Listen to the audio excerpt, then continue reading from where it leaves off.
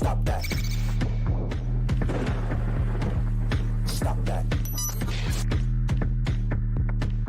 Stop that. I hear him chat from the noise. Move too quick, can't stop for the talking. I hear him chat with the walking.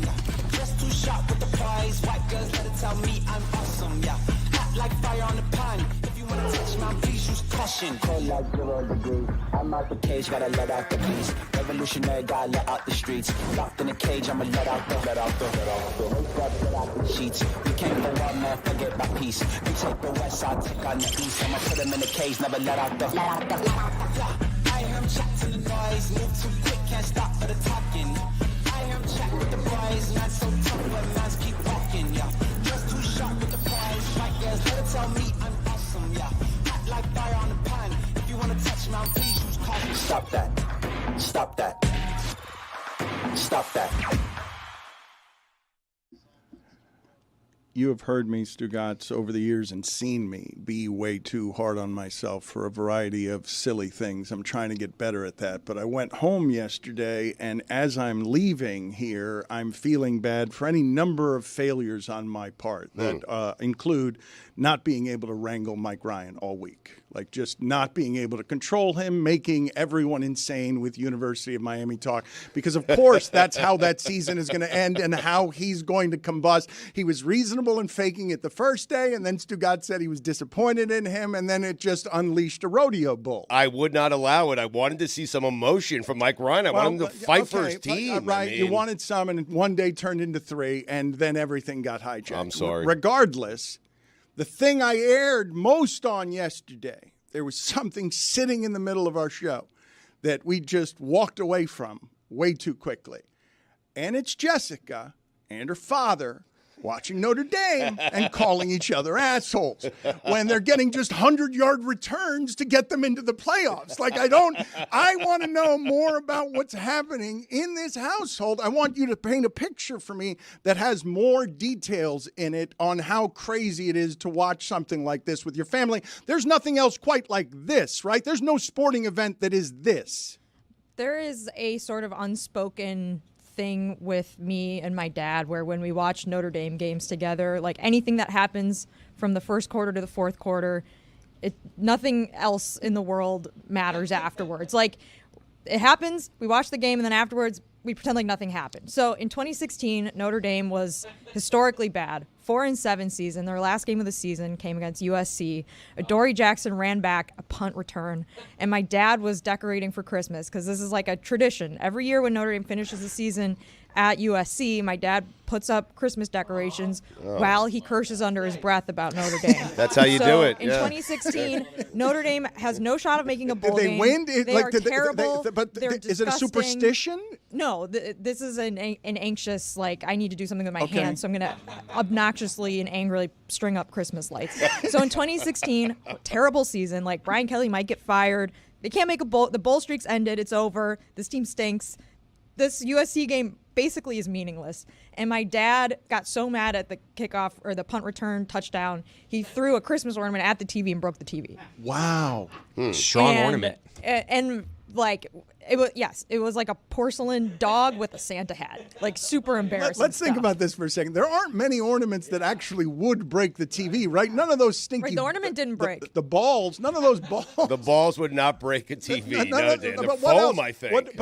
Neither would the Christmas. Neither would the star on the top of the Christmas tree. Like I have one cube with Bruce Willis climbing through the air conditioning ducts in Die Hard that would break my television. But that's the only one. Yeah, I mean, it was like a super embarrassing moment for everyone. Like, it was like, yeah, like don't do that. But once the game ended and Notre Dame finishes the season 4-8, we're like, all right, well, like we just got to pretend like that never happened because it's all part of the rivalry weekend, rivalry game, rivalry weekend. He lost his temper. It's okay, and now we move on. I have a lot of follow-up questions, and we all do, really. First of all, paint for me the picture of what the ornament is and what part of the television he is breaking and what the repairs cost and, like, is it a crack? What is happening here? This really puts my paints my dad in a bad light. So I really don't. You called him an asshole during He was play. being an asshole. Okay, but now he's not. Like now it's fine. The game's over. Do you see yourself becoming him when you're alone now I am watching him. Notre Dame? Like, what parts of him I am have him. you I am do on him, your own? He is me. Like, are you throwing ornaments? Like, what's? No, I don't. But I would. I mean, I'm not gonna put. We all would in that We're situation. good this year. I would if we were But bad. this is the stakes of this year's USC Notre Dame game were so high because this USC team, they were not a great team. They couldn't end fourth quarters against teams that they had leads over.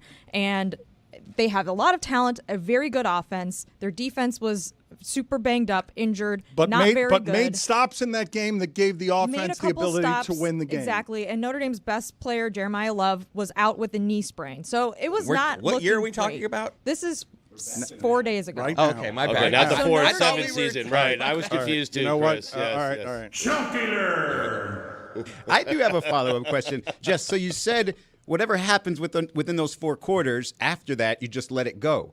But when he broke the TV and the game was over, what happened then? We all just moved on. Luckily, it was right after Black Friday, so got a Cyber Monday deal. I mean, I really like this. Really does make my dad seem terrible, and he's not. So I feel bad Jessica, about this, okay, but Jessica, look. I think I've already told the story. You've on another protected the podcast asshole. before. You have done plenty to protect your father, who you called an asshole during the game. And I am instigating this because you told us the story of what it's like to watch a crazy game with you and your dad. How did the television break? Was it cracked down on the screen? Is that what broke? It was like one of those things where like you could see a bunch of colors. And so, like, the TV still worked, but the picture had some colors in one part. How heavy was the It ornament? was like a dog with a Santa hat, and it was like a ceramic dog head with a felt Santa hat and arms and legs. Was he Human aiming arms and for the legs. television, or was he just throwing? I think it was like just rage? shoot, and then it just kind of all happened. It really happened very quickly. And again, this game in 2016, it didn't matter. Didn't matter. It This didn't, this the one fact this that weekend he mattered. Still cared that much in that awful, god awful season, I think is a testament to really his love of Notre Dame. But this year, the game did matter. This year, it was pretty close. Notre Dame had a lead most of the second half, but it was pretty close. And so when the first pick six happens with Christian Gray, not of 50 Shades of Grey, of Notre Dame football, and there was a penalty flag, we were all sort of like, oh no, is the run back an account? Right. And that was when there was some confusion about what the flag was over, and perhaps insults were hurled. Perhaps there was a sort of angry, tense moment before it became obvious Notre Dame was actually going to win the game. But then before the game even ended, Dan, we all came together and we sang the alma mater. And then we all were like, wow, we can't wait. We're going to go to South Bend for a playoff game. This is going to be amazing. So, like, it was completely forgotten. Who's the all? Is it the Me three and of my you? mom and my dad. Okay, And- no and dog, my- no Willow? And Willow also. I don't think she's going to come to the game, though. Okay, but no, Lehman's not involved. This is a real. Lehman doesn't wanna go. This is a real family. But I've dragged him to so many Notre Dame hold on. You think Liam wants to see this? No, I mean, Lehman. Sorry. Lehman. Fine. Yes. What did I call him? Liam. I was thinking about Neeson. His nickname is Lehman, so that's where you call it. The thing that I want You've gone to too far. ask you is, you're in the center of the room with a broken television, singing the alma mater with your parents and your dog. No, this was that was 2016. is the But not- broken television. okay. This year, no broken television. This year, nothing was thrown because Notre Dame won. My fault. My no, fault. that's okay. We're alternating timelines. This is like a Christopher Nolan film. We're going back. We're flashing back to 2016 because this informs the sort of like evolution of our relationship. So in 2016, like I'm still fresh out of college. Me and my dad don't have the relationship where I can be like, "Hey, asshole, you broke the TV." Now I'm an adult. He's an adult. He needs me. I need him. We're like sort of okay. We have a sort of understanding here. I can But call he's him not an an asshole. asshole. He can call me an asshole, and it sort of neutralizes. And no one here is quite an adult around this particular thing. Maybe in all other aspects of life, but I believe the asshole and the descendant of the asshole, though I thought you said yesterday that you blamed your mom. I learned it from you, Mom, not from him. You're saying now today you learned it from him, No, I too. learned how to be annoying about sports from both of them, but specifically about the sort of like obnoxious, angry, like clapping during football games. That I got from my dad. But He we're all does angry cheering for the clapping. same thing here, right? Why are we all being assholes to each other? Mom, Football. Dad, Jess, That's why. what's happening? Football. It's the playoffs. Is he like Notre Dame lost a embarrassing, just like horrendous game, which by the way my parents were at, to Northern Illinois earlier this season. My dad, This season. Okay. yeah, this year, Right. 2020. Well, although every game in 2026 was also embarrassing. 2016. They lost to 2016. Duke. They lost Can I get to the spreads, Stanford. those? Oh, we're in the future. Oh, no. It was. So Sports all the Almanac. games in the future are embarrassing, huh? How about that? I hope not. Yes. What about the opposite end of the spectrum? When you guys are as happy, the biggest touchdown you've ever been around each other, is it like a I have not chest got. bump? Okay, listen. You hold your questions. Let me get the answers to mine, please. The alma mater is being sung by the three of you with a barking dog. And where does this rank in terms of joyous family moments? We're going on an adventure. Our team's great. We've got an impossibly handsome coach. We're ruling the world, and the three of us are singing.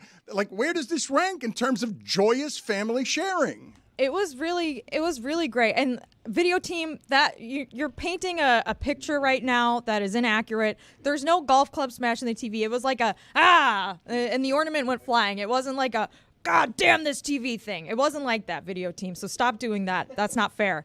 But it was like a feeling of relief where we went from like, we're all really tense. We're all like, oh my God, is USC about to ruin this season? Are they going to do this? I hate this team so much. They already ruined my childhood. They ruined my whole life with the Bush push. We can't let them get away with this. Lincoln Riley's a fraud.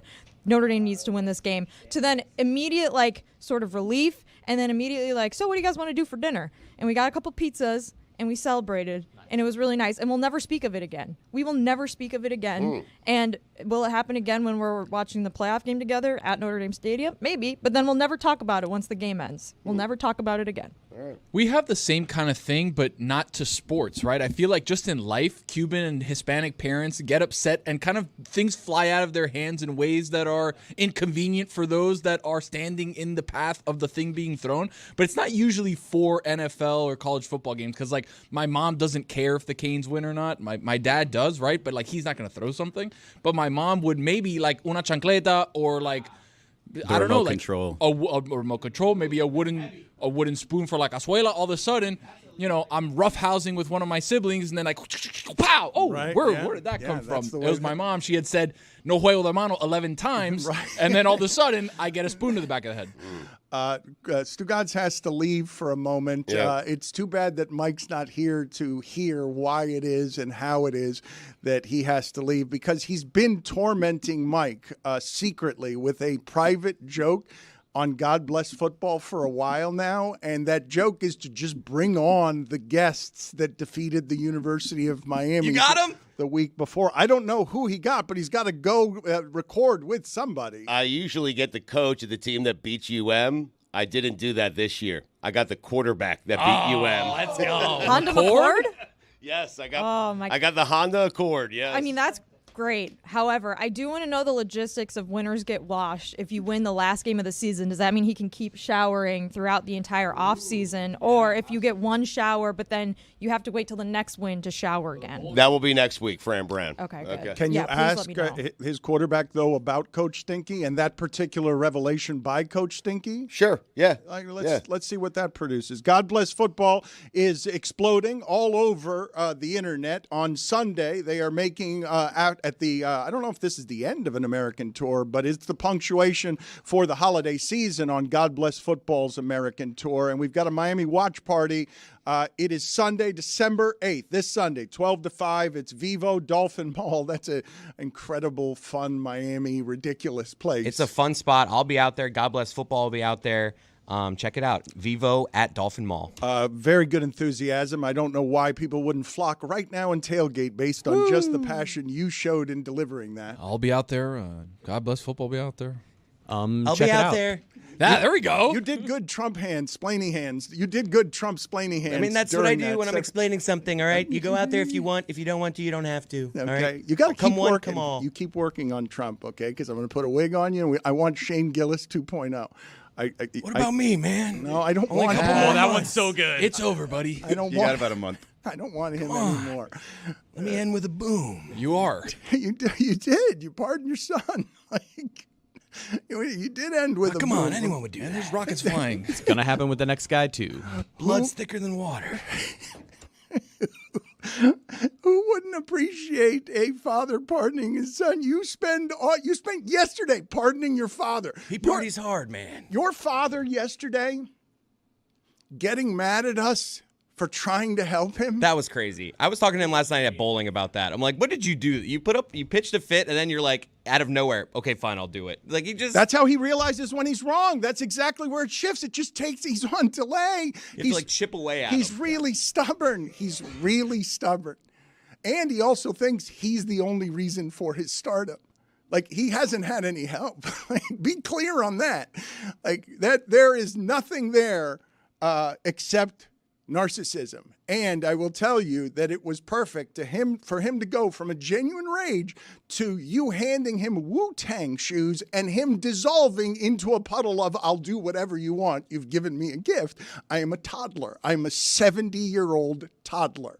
How many times is he going to wear those shoes, realistically? Over, under, let's say 1.5. How many pairs of those shoes did we get? Because I got a pair, and when I went out, this happens a lot around here when we get gifts. Elise has told me about this. You guys got to be careful around Elise, my assistant, because she sees things. And Elise has told me that whenever a box comes for me, it gets ravaged by everyone here, and she has to fight like a bird of prey to make sure that people don't steal basically things that are sent for me. Yeah, no, she does that. You got a good one. She's but aggressive. I got one good one and a lot of bad ones. Why is everyone trying to steal my shit? Steal is a heavy word. I don't like steal. More just seeing, hey, is this something Dan actually wants? Because, Dan, your name's on everything around here. Every package essentially has your name on it. So we're just going to peruse through it. Make sure it's, we don't want to waste your time, Dan. I thank you for that, except that not a thing has gotten to me. Well, we know you, and you don't want it. You don't want any of that stuff. All right. It's clutter. All right. The DeMar got DeRozan plenty of socks are stuff. still there you can waiting have for you. They're right there. They had your name on them. They had Atlanta United. They had socks and DeMar DeRozan. You didn't want to Hey, somebody hit up Baron Davis and tell him to send some cookies. These people here would love his cookies for the holidays. BD? Somebody listening to this, all of you, badger Baron Davis and tell him he has not sent the cookies that I know these people would like to eat for the holidays that you reminded me of because of the DeMar DeRozan socks that delight me. Stugotz has left to talk to the Syracuse quarterback. Chris, you're done with Alabama talk, right? It's been about 2.5 days too much. I'm done with it on this show. I'm done with it driving in today. The big dog and Dono just talking about, Miami and quality wins over 500. Just done with it. That's good. Like I've gotten from Miami got screwed here too. You lost. If you would have said at the beginning of the season, and here we are, we're going to do this conversation again. No, we don't have to. We don't have to. I haven't said I'd this like all to year. hear. I just want to say this one line. If you would have said to Mario Cristobal at the beginning of the year, okay, here's what you got to do. There's only 2 games matter. Georgia Tech, Syracuse, you got to win one. You do it, you're in the playoff. You take that, Mario? He would say, hell yeah, and if I don't win one of those, I don't deserve to be in. He would have said that. Yep.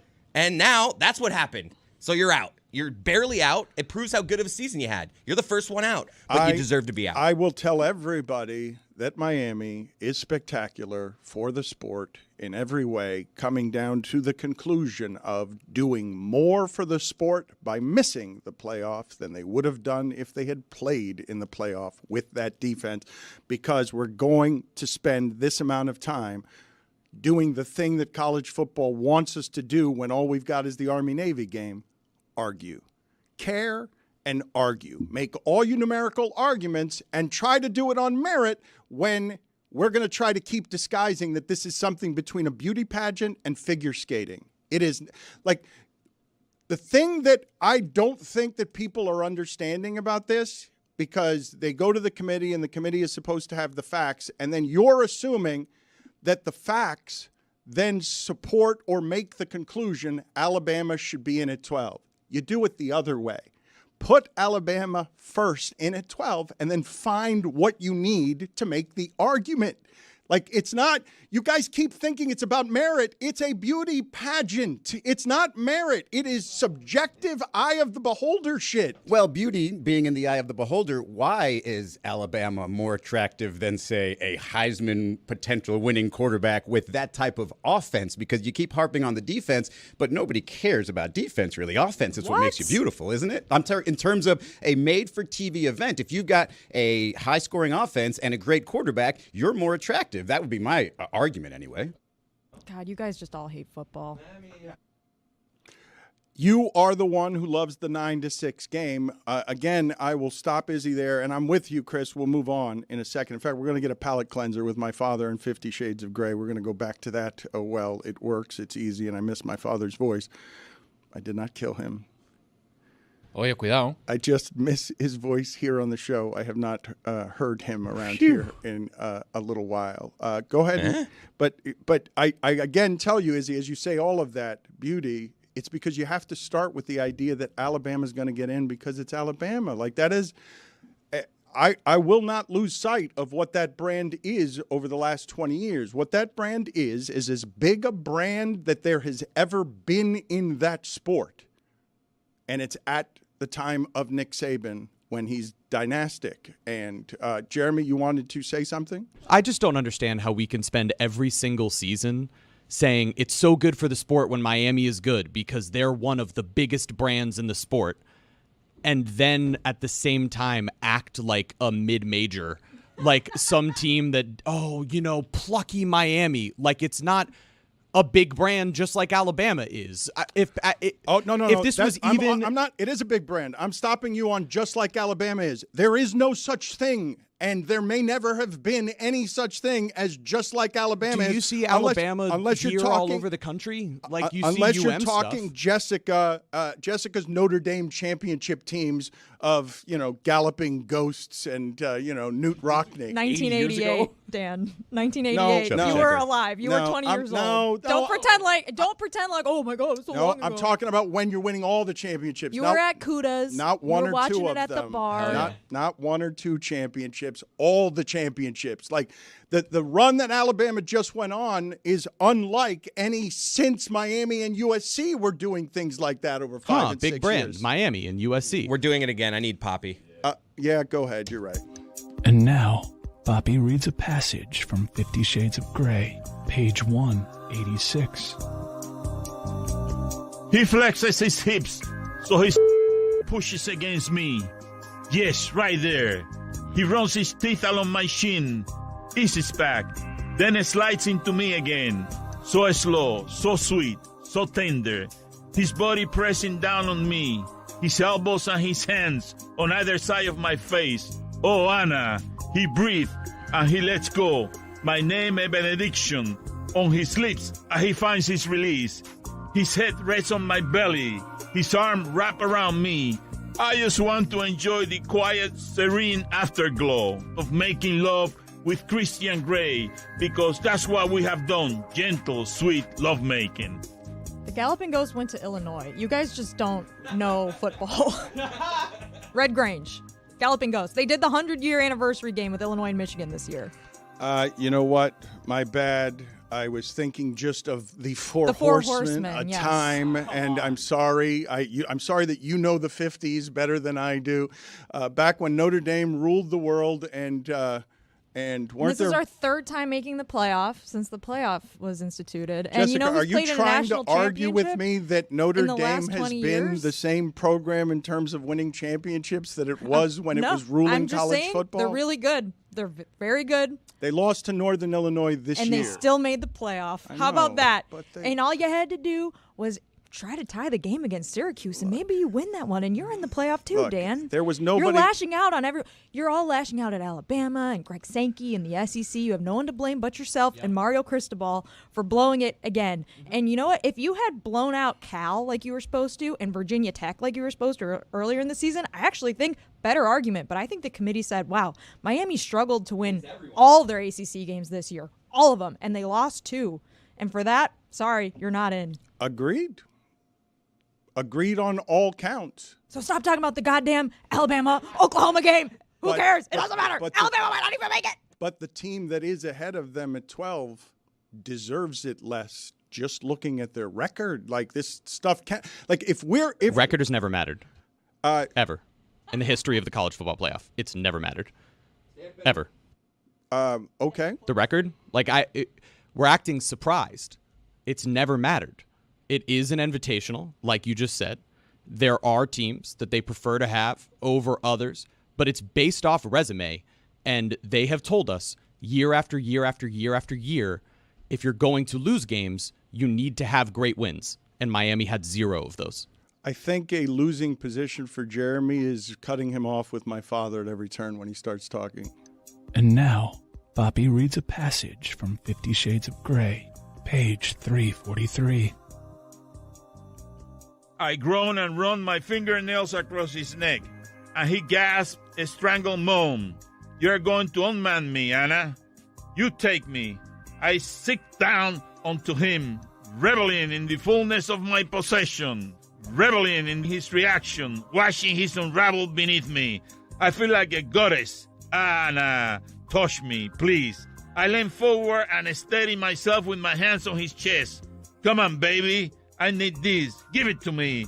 And I explode, my body a slave to his, and wrap myself around him, clinging to him like a vine as he cries out my name and climaxes with me, then collapses his full weight, pressing me into the mattress. I think this is how we can get Dan to throw an ornament. Well, I'm telling you where I am right now, okay? And I don't feel good about where my life is at the moment. I just got pushed around by Jeremy and Jessica because I haven't been the same since benediction and release. That sentence, like, I have been knocked. I have been when my father said benediction on his lips, and then there was a release. Like I cannot. You don't understand the way that you're triggering for me the memory of being under my parents' bed when they were having. Well, I didn't know what sex was at the time. The bed was just a rocking. This is your ultimate core memory. I think this has driven everything about your life. This is the thing. It's been buried for 50 years. Like that memory is not something I had considered until you guys conjured the image again of I don't know where I was the first time we did 50 Shades of Grey with my father, but I don't remember it. How long did it last? I've got no memory. It was very short. But I didn't. That's in retro. I didn't know what they were doing. I didn't know what they were doing. Why is the bed rocking? I mean, look, for me, it wasn't even discussed. That was in retrospect. At the moment, it was just fear. These are not small people. The bed is rocking. I'm under it. But they seemed happy, no? I don't want to talk about this anymore. Hey.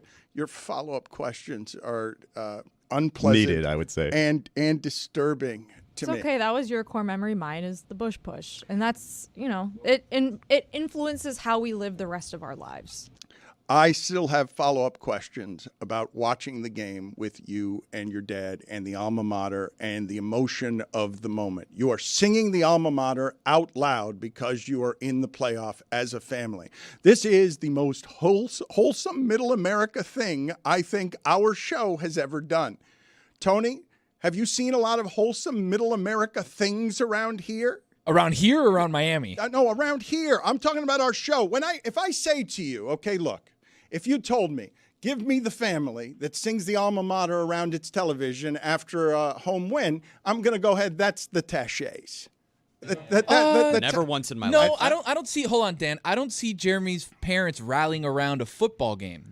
I see Jeremy rallying around Jeremy. and watching the game, but I don't see his parents super involved. Okay, man. My dad is a crazy fan. So regardless, my question to the group is, give me something more middle America. If I walked in here today and said somebody in our crew did that, Jessica would be the only nominee, right? We don't have anything like that around Lucy. here. I can see Lucy doing it with Iowa. But I'm comparing that to you, your dad, and your mom watching the game, which also has the hostility of wanting to throw Christmas ornaments at the television, but doesn't end with a group hug and the promise to never speak of the things that happened here again. I don't even know FAU's alma mater. Which is worse, arm in arm singing the alma mater or hosting a fake fantasy event like the PFPI? That's not fake. Worse or better? Both of these things are lovely. One of them actually happened, and one of them is a exaggerated bit I've been doing for the last 20 minutes. All right. Well, I'm sorry. I'll No. Like, get out of here. Major penalty, 5 minutes, swooning comedy. I can't ask you 20 minutes of questions and then at the end you tell, like, I can't, that can't be it. Did he break the TV or no? Like, doing bit, I'm asking you questions and I'm buying everything you're saying, and now you've just lied to the audience for 20 minutes. And you're buying a new TV. With the Gulf Stream breezes blowing, the search for truth goes on. Seeking, learning, sharing knowledge, finding the meaning of the past that is gone. This is the FAU. Where alma mater, nature apparently. beams with pleasant weather. Fight through. Why are you singing We that to a Phil strive Collins to learn melody? to work together. Florida Atlantic we praise. Didn't get his dad's and voice, hail huh? thy name. FAU. FAU. Before I get to David Samson, I wanted to talk about last night's Laker Heat game, and I wanted to talk about some of what swirls around the Miami Heat, where reportedly the Dallas Mavericks and the Houston Rockets are interested in Jimmy Butler. You understand why they would be. Those teams would get better with him. Miami would not, unless there were other teams involved. You trade away Jimmy Butler, you got to get a player better than Jimmy Butler if you're in Pat Riley's last years doing this. So I would assume that the Laker win last night is because, at least in part, Anthony Davis can't be that. There's got to be something physically that he's fighting with when that's what he is. That's a dominant player, and that's not how he looks. To me, the greatest concern over the first 20 games for the Miami Heat is you need all three of the guys to be all-stars. You can't have Tyler Hero being an all-star, but Bam is no longer an all-star. If you want to challenge the Celtics, who are dominant, all three guys have to be all-stars,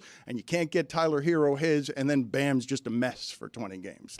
I want to stick to the Lakers for a second, just because I don't have as much faith in the Miami Heat as I have in the past. But this whole J.J. Redick thing, the one part before he started coaching where I said, hey, how are they going to hear J.J. Redick when he is complaining to them about the defense they don't play? Because J.J. Redick, as a defender in the NBA, effort, not very good, right? Now, you saw that effort yesterday. Wait a minute, what happened, Tony? I mean, yeah, he's not a really good defender, but it doesn't mean, hey, go play defense like a coach. You know what I mean? No, I'm not saying that. I'm just saying that if because he's fresh, off of his playing days, and most of these players played against him and probably cooked him when he was defending them, if he is telling them to play harder on defense, I don't think they hear it the same. I haven't seen a team play that lazily on defense, at least one that's supposed to be good, in a long time. It was bad. The Heat missed a bunch of wide open threes, made a ton, but it was...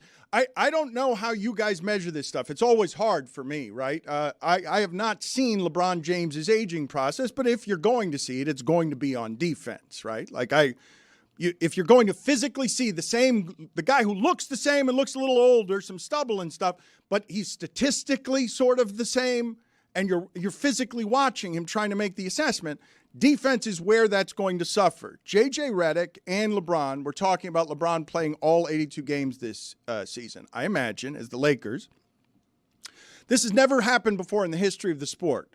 A winning team has never lost 4 games out of 7, the way the Lakers have, by 25 plus. The Lakers lost, they just keep losing by 20 and 30, but they've still got a winning record because they started strong.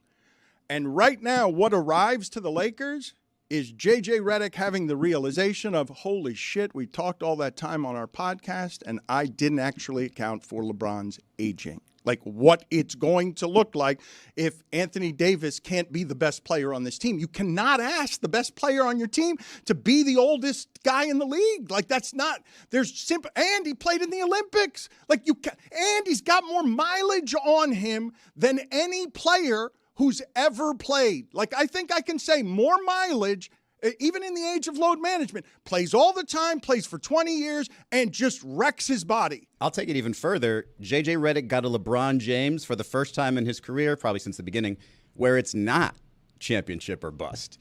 That is not priority number one for LeBron James in a year where he had his son play with him. Works hard. In a year, in a year where he wants to play 82 games of all the years, to try to play 82 games this year where you're turning 40 as what? To check it off on your list? These are all very, let's just say, selfish goals, not team goals. It seems like something could be on the horizon, Izzy. If you want to play 82 games, you want to show yourself to the fans one last time. You already had your kid play against, play with you. Now he's in the G League being abysmal. Like, could this be the end of the LeBron James era? He would have announced that. He's going to have a full, this is my final year. Everyone praise me. The thing last night is that LeBron was great. Yeah. Like, LeBron was great from the jump.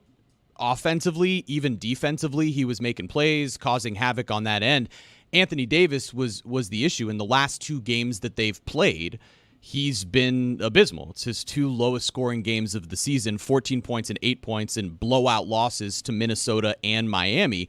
And in both of those games, he's going up against 2 of the better defending big men in the league. And last night what it was Miami double teaming him every single time he touched the ball. And early in the game, it led to so many turnovers, fast break points for Miami, to where even when they were struggling, Tyler Hero actually wasn't that strong offensively until the third quarter when he hit 7 threes in the quarter. But it was fast break points, and that's always been Miami's recipe for success. It's just the Lakers' defense last night that was inexplicably leaving Hero open. This is what I would say about what happened, because Tyler Hero had 10 points in the first half. But I watched that game. This one's super rare, okay? I mean, it's to watch the Miami Heat have their best game of the season and be like, because they haven't beaten a team like that all season. They haven't, not a team that good or that way, looking like they were overwhelming, like they haven't regressed over the last 2 years, looking at their best. And while I'm watching, I'm like, nah, man, that's the Lakers cashing that in. Like, that ain't anything to do with, like, they'll make all their threes, but the Lakers have no interest in this basketball game. And I rarely watch and see that be that overt. And it's not just because Anthony Davis was playing bad. And I would say where LeBron got his numbers, man, someone in the NBA has to do that, get the team to 90 points. Like, if you're going to double team Anthony Davis, almost any player in the league could have had the LeBron game if I made him the second option in that game. But that's the missing link on this team. Anthony Davis has to be the driving force. Like, we've been saying that maybe since 2020, but it wasn't really true. Now it's absolutely true. And so yesterday is a great example of either he hasn't been treated like he's the man by opponents, or he just doesn't really know how to act when he is treated like that. Because, as Jeremy said, the double teams threw them off entirely. I don't know what to do when that happens. Let me just kick it out. And when you go through these stretches where people say, oh, wow, when he plays 20 games in a row, he looks like the MVP. But then you get 3 or 4 games like this, he's just not that. He has to be the one that wants it more so than LeBron, even more than JJ Redick, because he's just getting into his coaching career. This is so much better than college football playoff talk. Agreed.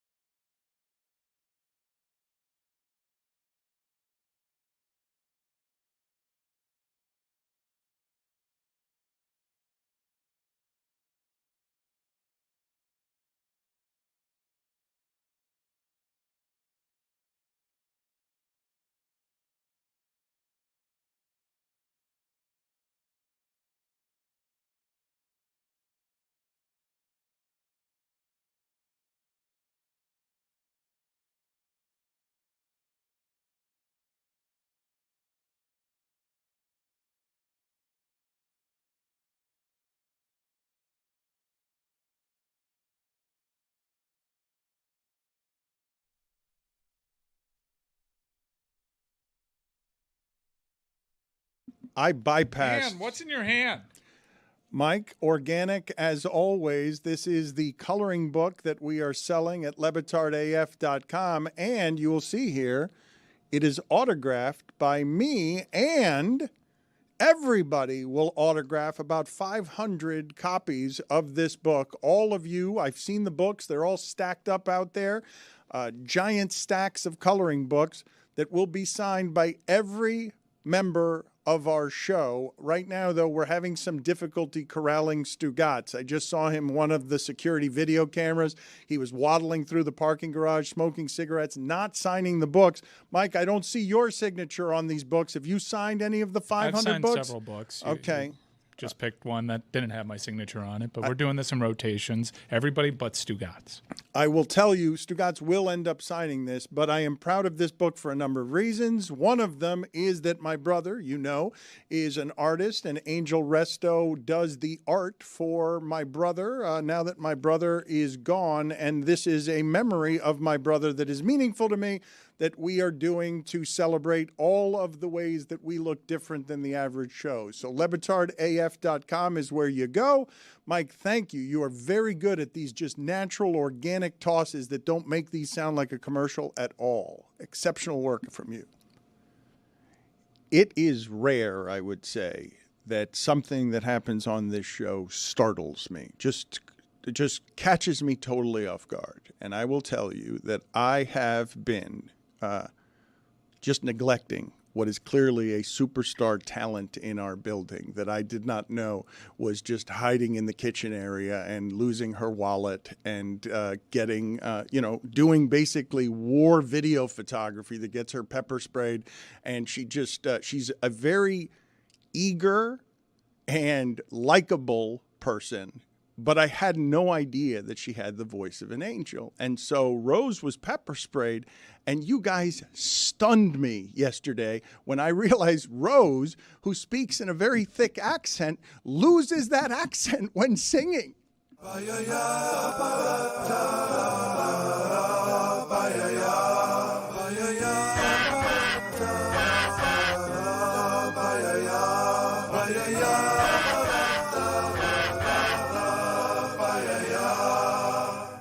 There was no need for pepper spray to be rained down on me. And I sustained wartime left eye injury. Ohio State sucks drama, you lost, that's the deal. The video clearly shows, with my eye almost blinded, there's Harry and Lucy laughing.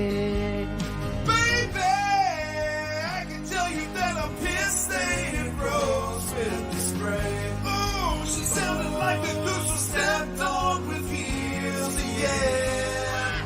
Even though Rose was in June, there's Harry and Lucy laughing.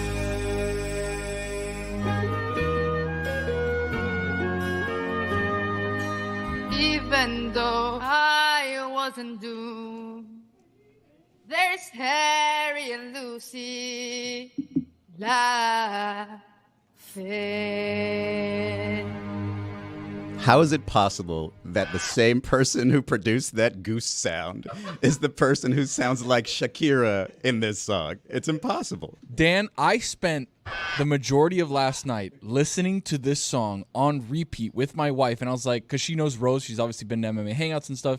By the way, this weekend at Casa Tiki, 10 p.m. on Saturday. But well done. Thank you. I was like, this voice is transcendent. This voice is superstar folk. She sounds like Jewel at Coachella live. She sounds incredible. And I'm telling you, I was moved by that song. So was I. I want to make fun of Yeti for making sure that he was in this too, but Which he did. Which he did. But his part is also really good. So good. Yeti hits those notes from the loins. He was okay. He was all right. But Dan, the pain that you hear, can we go to the end? Let me go all the way to the end here, where the music stops and she's just singing a cappella. Listen to the pain in his voice, Dan. Even though I wasn't doomed, there's Harry and Lucy laughing. face. See, that's the thing. Goosebumps. Wow. It's not just goosebumps. Are you kidding me? I was transported to a field where football players were fighting, and Rose is pepper sprayed. She's on the ground crying, and the pain of, there are my friends, and they're pointing and laughing. The pain of that, I felt it. I felt it in her voice. Got to make a music video for this one. This is a star in the making. Rose, you could catch her on the hockey show with Dwork and Roy. And I believe that she is headed for.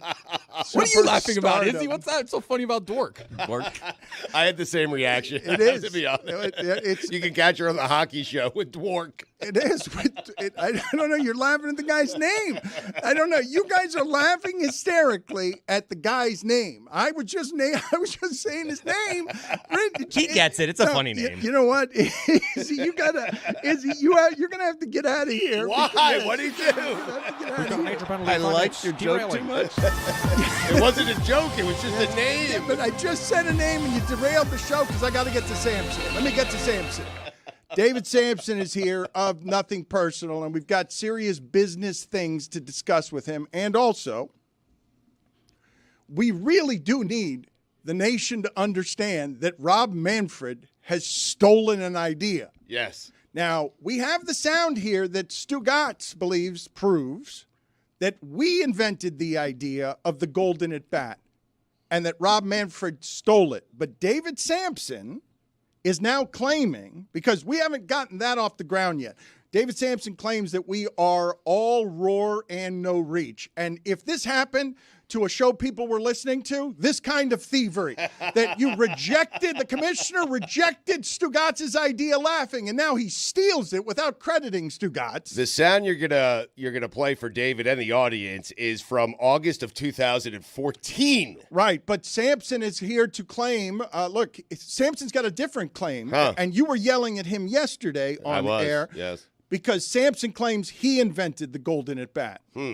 Well, mine's the magic at bat. But anyway, let's play the sound first for David so he can hear it. This is August 2014, where I pitched the idea to Rob Manfred. No, this is our show. 2014. This was the first time we talked about it, and then we pitched it to him a couple years. We later. went over this while you were interviewing the Syracuse quarterback. He was great, by the way. He was so good. Mike's going to be so pissed at me. I don't know why you decided to waddle in here and throw the video when you haven't listened to anything we're doing. I don't know why you would do that. It's a fair point there. What I was saying, what Mike Ryan and I were discussing is I think one of the problems with baseball, Dan, and no one's really talking about it, is everyone's sitting here trying to fix something that I think is probably unfixable, but everyone's trying to fix it.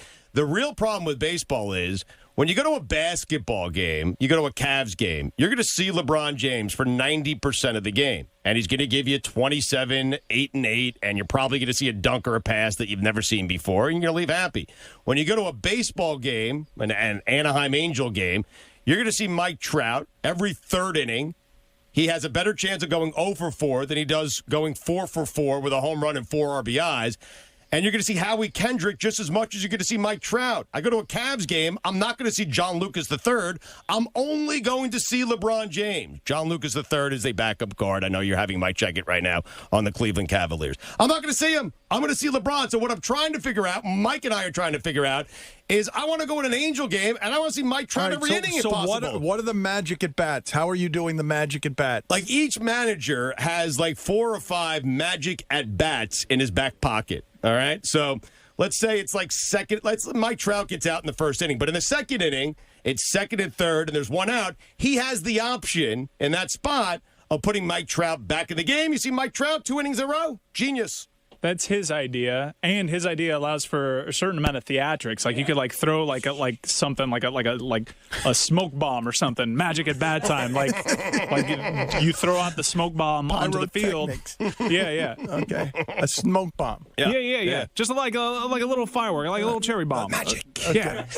All right. Time for a magic at bat. Oh, Mike Scioscia. The smoke is on the field. Mike Scioscia has thrown the smoke bomb. Time for a magic at bat. It's a lot cooler aesthetically than like a red challenge flag. And they're trying to appeal to a younger audience. Imagine how much a younger audience would love the smoke bomb. And then there's Mike Trout coming out, emerging from the smoke bomb.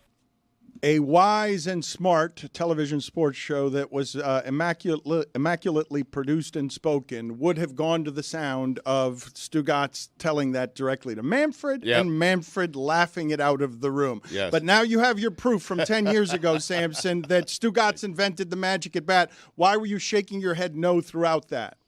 Because we were talking about this in an owners meeting committee well before 2014. Huh. So, Stu, where you came up with that is from a conversation that we must have had when I was on the competition committee talking about the possibility of this golden at bat. Yeah. And then you purloined it, made it your own into a bestseller. And now I don't know if you're going to take distance or you're going to try to take the credit, but you certainly have your audience and fan base and Stugotz Army behind you. But it's just completely made up. You did not have the original idea. Where's your proof? Inside baseball. Right. That is, everyone who's inside baseball would say, when we talked about expanding to 32 teams, making 8 divisions of 4, maybe taking away the American League and National League, changing the rules, pitch clock, all of these things were discussed well over a decade ago.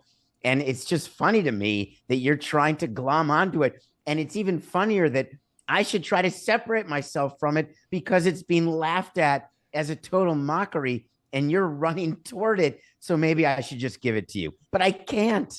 You know what our proof is? A closed door meeting that only the highest people of baseball actually get to attend and no things ever leak from. There's no way that you would have ever heard something like that from it. It doesn't count until you speak it into a microphone. Exactly David. right. That's it. I would not Spoken want by someone who speaks into a microphone. I would not want Tony as my attorney. Oh, I would. Although now that I think about it, Objection, Your Honor. Are you kidding me? You know what, Tony? I might. It's about pomp and circumstance, Dan. That's what you don't get. Thank you. I think I would like Judge Tony and all of your general chus media. Yes, I would. I think I would. You want me to be the judge, the jury, and the executioner? What do you want me to be here? Here's the thing, though, David, and this is where you lose your argument to Tony. You're a lawyer. You are great at debate. You are great at proving things. When he says to you after playing the wrong sound, here's my proof, and then he asks you, where's your proof? And you say inside baseball, you lose. Case dismissed. Yeah. Like there is no proof from you there. None. So I'm not debating this. I'm not actually trying to win anybody's voices, opinions, or minds over. I'm merely trying to tell you what the facts are, but clearly you can interpret them as you will. You're using proof of 2014 sound, which, by the way, the audience will clearly see the difference between 14 and 24. It's funny to me. But if you ask people, the Jason Stark article that started this entire thing 2 days ago in The Athletic, Stu, were you mentioned in the article as the originator of the golden at bat, or was I?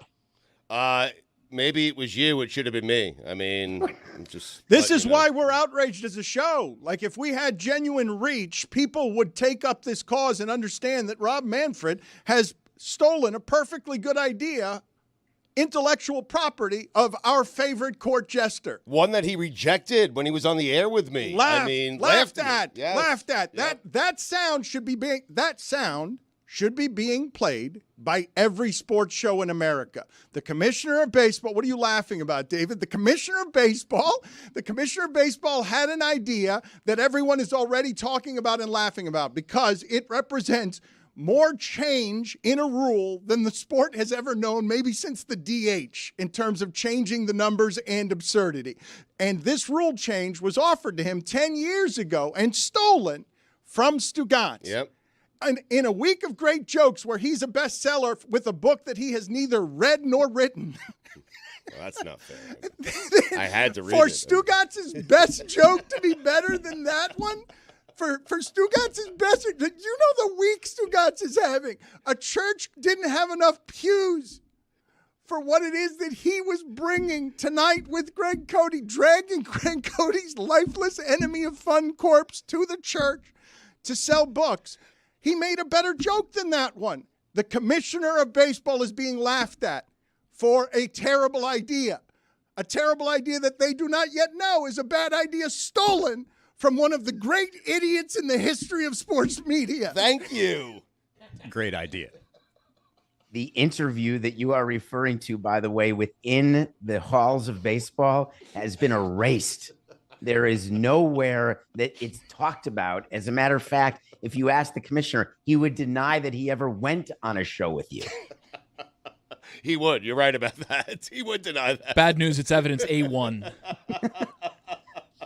Hey, Stugotz, Yes. I brought my son a copy of your book yesterday. Right. And he opened it. It was a Hanukkah present. He opens it. He looks at the book, and the first words out of his mouth, wait, Stu didn't write this, did he?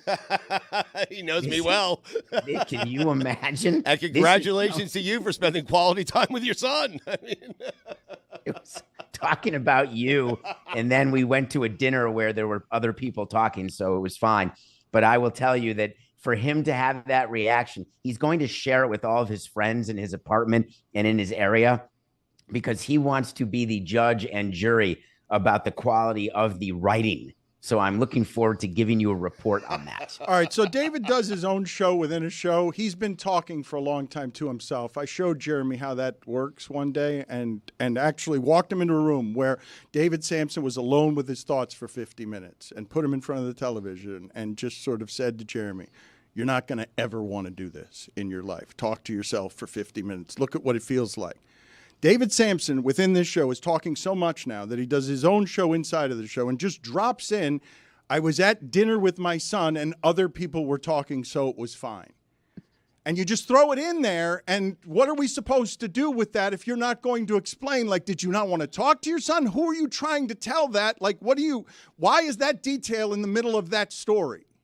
Because it informs how dinners go for me. I'm not able to, the irony is I get paid to talk, but when it comes to time with my kids, my tongue is tied. I don't know what to talk about. And so I will engage like an old father would do with the stewardess, with the waitress, or with the host, or with other people in the restaurant in an effort to have some sort of discomfort alleviated by sitting in silence, which is my kryptonite. I can't deal with that. It sounds like David has to remind himself on occasion that he is a human being. So he looks around and says, oh, they are speaking. We can speak now. I mean, just ask him how he's doing.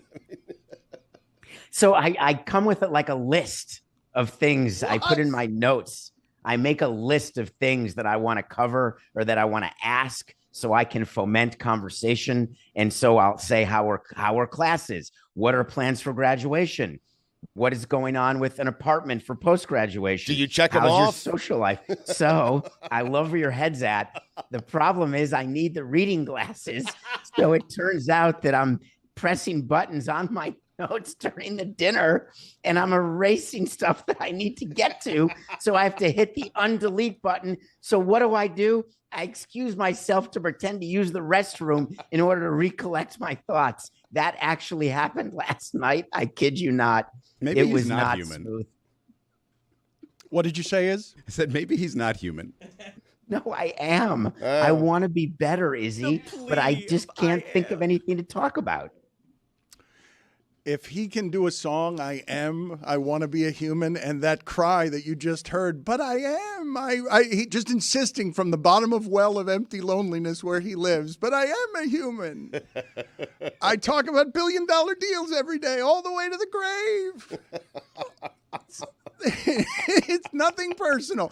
Not my family, not Thanksgiving. Nothing is personal. It's just all business. He used my book as a conversation starter with his son. I mean, Hide in the work. Just hide deep in the work.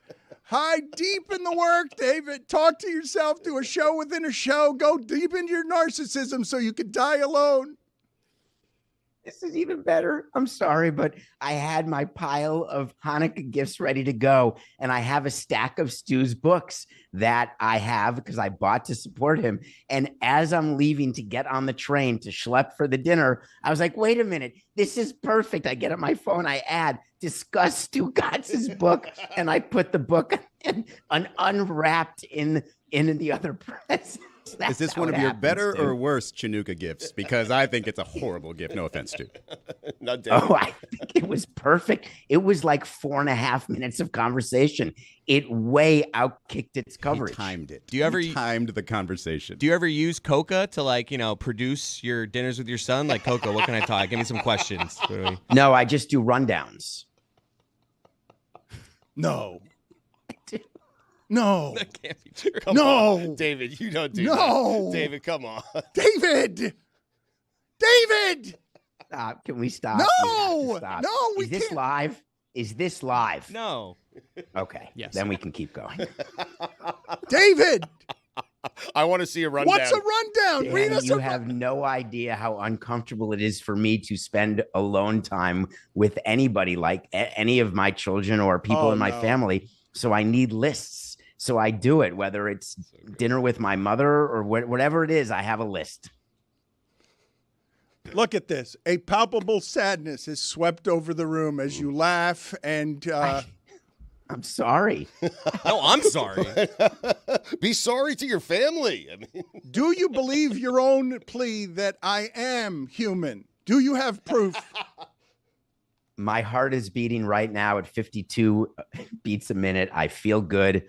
I'm ready to go record a sporting class for Meadowlark. Everything's going fine. There's a ton of sports business things to talk about. There's serious things going on in the world. I was just trying to let you know what I did last night, schlepping 2 hours on a train both ways for a dinner, and I made it through. And one of the issues is we choose restaurants where the food comes quickly, not fast food, but semi-fast food. And in New Haven, there's a ton of pizza places like that.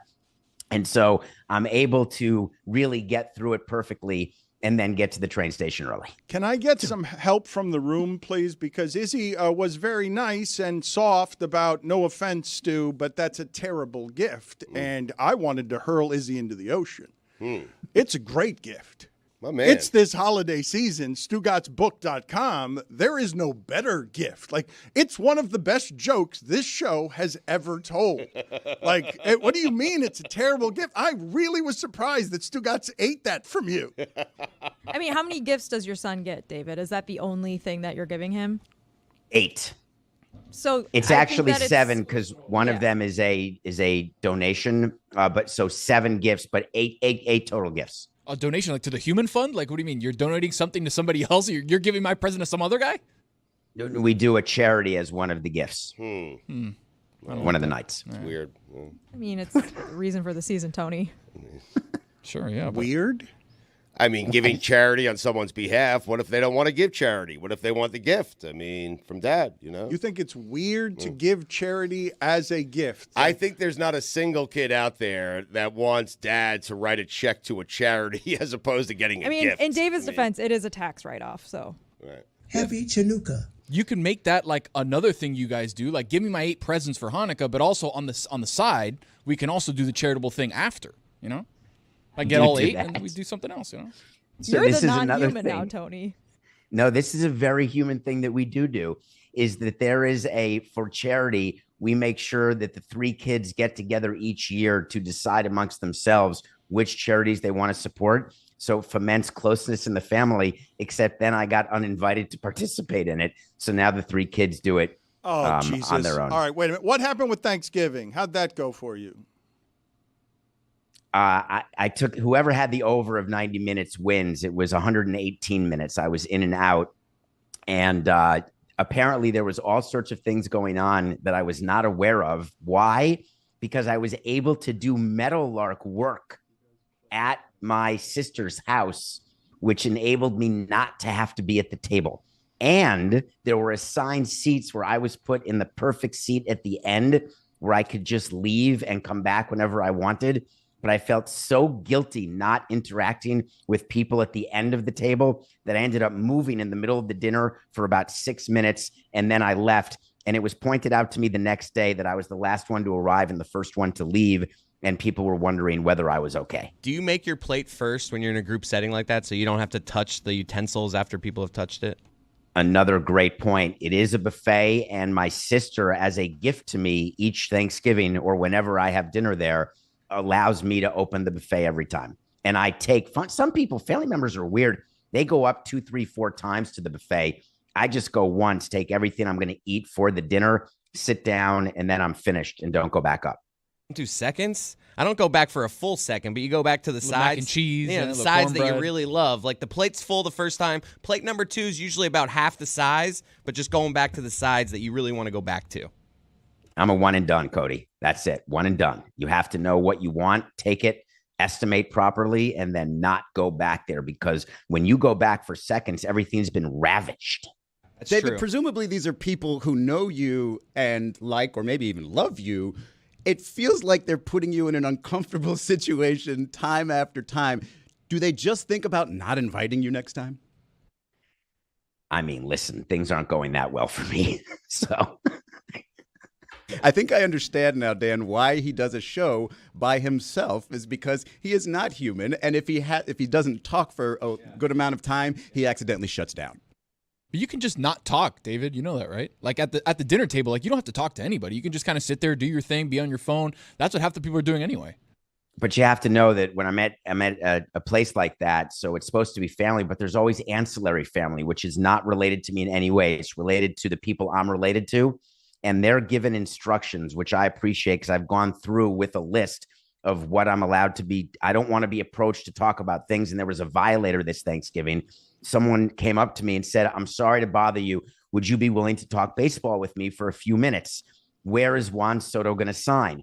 And luckily, my sister saw this approach, immediately stepped in and distracted me by saying, "Can you help with the kugel?" So I did not have to engage with this stranger on this topic, which I had zero interest in discussing.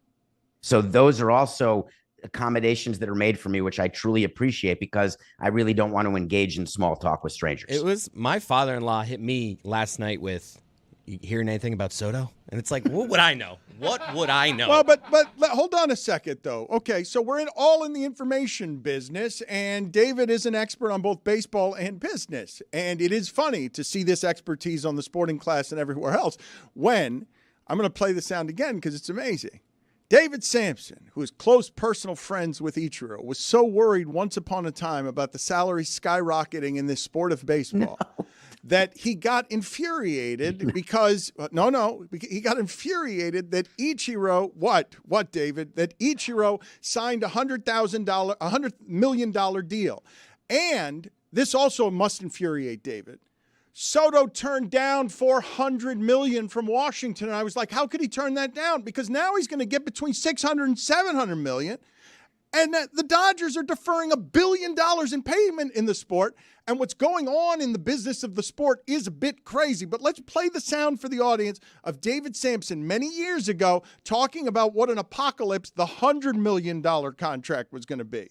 I am speechless by that contract. I'm hoping that report is false because there's no chance that a top of the lineup, forget that, there's no chance anybody's worth that.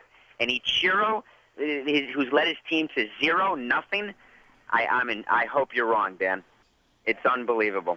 You know what? Everybody gets what they deserve, and I guess maybe that'll be more luxury tax money and more revenue sharing money they'll have to give. But signing, I'm sure it can't be true. There's no way they gave $20 million a year to Ichiro at his age for 5 years. There's no way. It is true. This isn't wrong. It can't be, Dan. It'll take the sport down, that contract. They'll right back to the ridiculous contracts. It can't be. Your sport's out of control. Well, signing Ichiro to $20 million a year for 5 years is a joke. It's inexcusable. It's complete mismanagement. It can't be true. It sounds like Dan was somewhere in a bunker in World War II trying to relay a message to David, who was also in a subsequent bunker somewhere else on the front lines, and speaking to him by, like, you remember the Army guys who used to have the little Army figurines? You would have, like, the guy with the bazooka. You'd have, like, the guy with the gun. And then you have the one guy with, like, the radio pack. The communications kit. And you're like, that guy sucks. What do I need this guy for? So you're saying I sounded like David. A walkie-talkie. I was waiting for an over. Because there's no chance. Over. I feel now like I'm in a ship at sea. Because there's no chance. I'm trying to get communications from David as I'm battered by the storm, and he hits me on the walkie-talkie from his systems. No chance anybody's worth that. Dan, I'm begging you to stop now. I'm literally begging you to stop. It's Over. almost impossible for me to believe that this is what you're doing today. I can't compute it. The good news is I discussed this with Ichiro when he was part of our team with the Marlins for many years, because he heard that when it came out because of the roar and the reach of your show. Side note, I was in San Francisco in front of those the creatures that rip the babies off the pier. Sea lions or seals, Jesus, whichever they are. That's a crazy way to say sea lion. So I was in San Francisco with family, and I stepped away to do your show, and you're bringing this up now, today, of all days. I'm sorry, David. Jessica was doing a better show than this one in my ear on some of what. David, wait, you said the things in San Francisco that rip the what was it? Rip the babies from their parents. I said Democrats in Dan's ear. It was a little joke among friends. David, I heard that today is National Communicate with Your Kids Day, December 5th. How do you intend to celebrate with your children? I don't. I'm serious. I Googled it. What am I supposed to do? You're not going to celebrate? Should I text them so I don't get a response? Hey, should I call them so it goes to voicemail? What would be your suggestion for national communication with your kids? Did you read any of Stugotz's book? What did you think? I love start you. With that. I love you. I want to stop you guys for just a second because Tony was also doing his own show in my ear, and he surprised me there with one of my favorite characters around here, which is the second conservative Zagacki, who works in even tighter windows and hadn't been around here in a while. And the reason I appreciated that degree of difficulty that he embarked upon is because Jeremy, at the beginning of this entire conversation, ran out of this room, hair on fire, and just shouted, "I've got 14 minutes to create a song." He is preparing right now in the other room something that serenades David's family sadness. And he's trying to produce it in 15 minutes of time because he doesn't want to live a life where he becomes David Samson talking to himself on a solo show. He wants to play the xylophone on Heat sidelines while singing songs. He wants that to be how he covers sports. We've been busy drinking champagne. Oh, I am so here for her. Him. Don't mess with me on the pronouns. We don't do pronouns, Dan. I can't believe Jeremy wants to follow Rose. I mean, that is a dangerous I game. mean, unbelievable. Well, good. Let's see here. If he's going to take on these challenges, he's got 6 minutes now. Like, he left in a total panic, and I've got plenty to talk to David about if you guys don't want to talk about his family anymore. But I could spend the rest of the show in this particular nest. Like, his weird idiosyncrasies at home, I can go through all of them, and you guys will understand how he is at the bottom of a well shouting, I am human, when you ask him if he's human. I have a way to figure out if David is human or not. Wow. We have a very sad video clip that we wanted to talk about of something that happened yesterday, and I want to play it for David and get his honest reaction to it.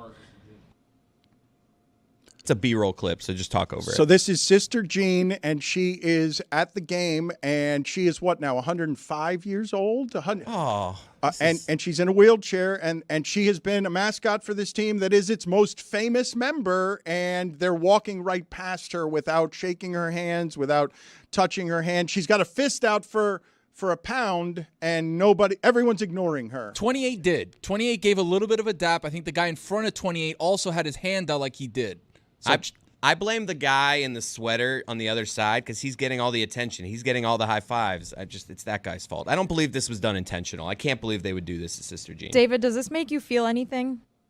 No, this is a logistics issue. Her wheelchair's on the wrong side of the line.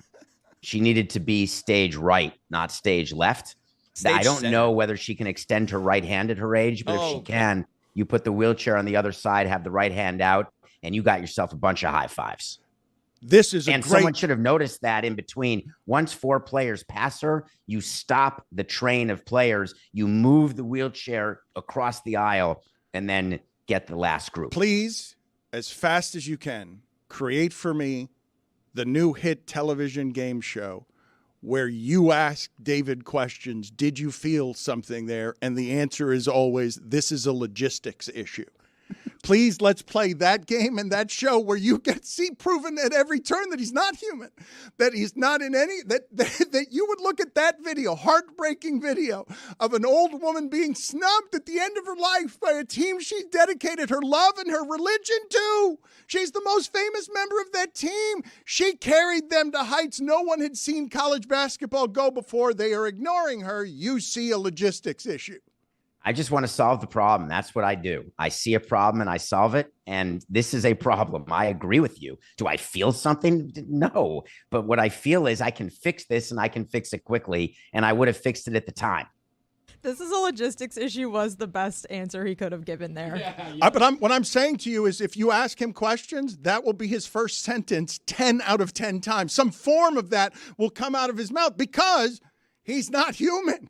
Like this is a game show. We can absolutely play with him where we ask him these questions. But can you explain to me, please, David, the $1 billion in deferred payments? Like, I don't understand what's happening in the business of sports. So let me actually go back. And you said that Soto's going to get $600 to $700 million. That's been widely reported, but it's all ignorant reporting because until you see the amount of deferred comp in the offer, you don't know how much money Soto's actually getting. So the example is Shohei Ohtani. People say he got $700 million over 10 years. That's not accurate. His contract is actually $700 million over 20 years. And when you present value it back in today's dollars, it's the equivalent of about $460 million over the 10-year contract. So he's not making 70 a year. He's making 46 a year. And the reason the Dodgers defer all this money is they take money they owe to players and they reinvest it elsewhere, and they make money on that money, and then they take the money they've made to pay the player in the future. It is a great game. The Mets played it with Bobby Bonilla. All of you know about this. I don't know where Stu is, but this is a real thing called Bobby Bonilla Day, where he still gets $1.5 million 20 years after he played, because what the Mets did is they took the money they would have paid to Bonilla, they gave it to Madoff, and said, we're going to make 10% and we're going to pay Bonilla 1%. We just made ourselves 9%. So it's a business move that the Dodgers make, both to make money on their players, but also to not have as much present day outflow of cash. So if players are willing to accept it, which many are because it keeps them making money after they're done playing, it's a win-win. Jessica, you can't keep doing that show in my ear. You can't keep doing the show just in my ear as I'm going to David Samson. Let's hear it. It's a great. We're it's a great. workshopping a game. It's a to play with great. David. It is a great game show. But what you just asked in my ear is not something that I can ask him, even though it would have been darkly fun. Like it's a spicy one. It's much funnier in my ear than it would be on air, where I think it would get us all in trouble. That's fair. That's why I was trying to do it while David was talking so that you could say no. Yes. And then we could move on. Let's play feelings or logistics.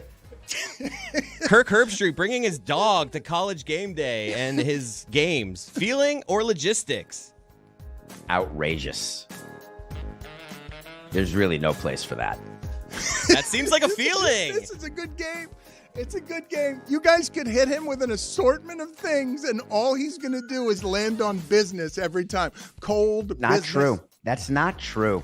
You know what, Dan? Stop. Just stop. You want to play the game? I'll play the game.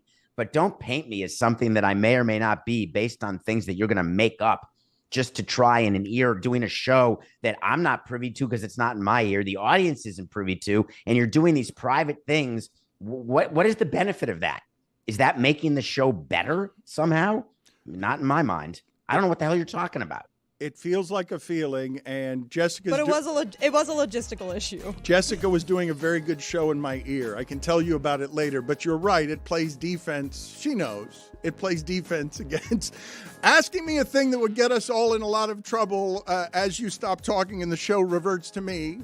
Just ask it. Then just ask it. DeMar Hamlin playing football after dying on the field last year. Feeling or logistics? Do we want to do a private show in the ear, or do you want me to answer that question? All right. Which one? You know Totally what? up to you. You know what? I'm happy to answer it. I'm very happy for DeMar Hamlin. It was like a lightning bolt. It was incredibly Unlucky It was a what tackle, happened to him actually. with that hit. And the odds are really good that it's not going to happen to him twice. So of course I was happy. I don't know if happy is the correct emotion there.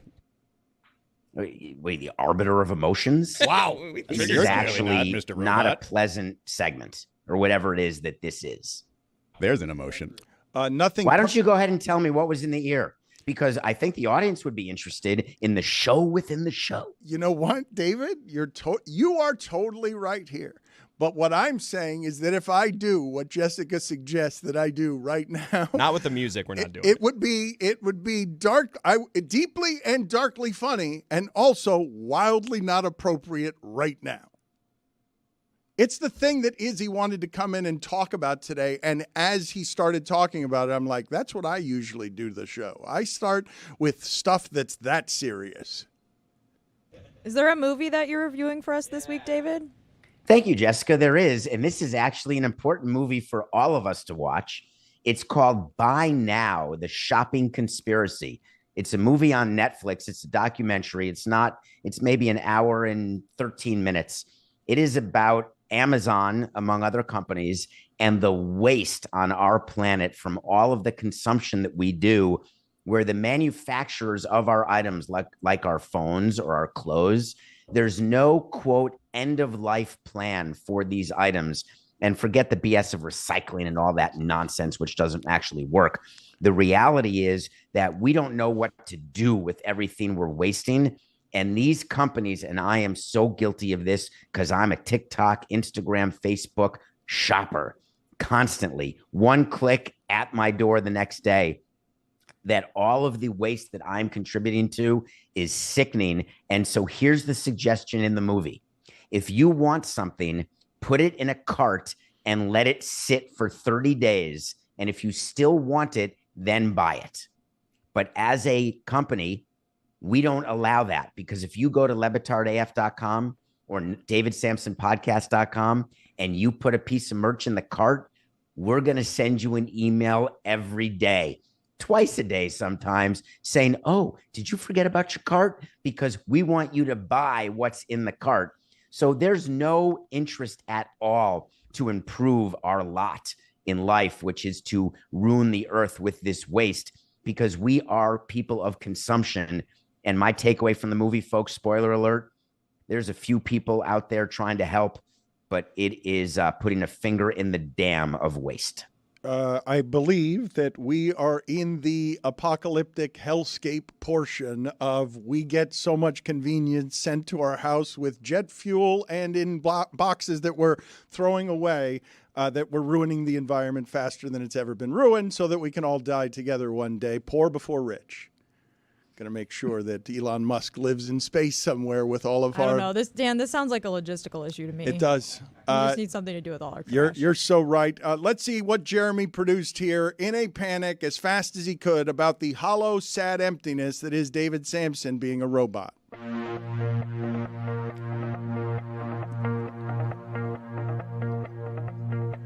I did my best to prepare when I saw my son last night. I prepared a list of questions in my notes app, not my mind.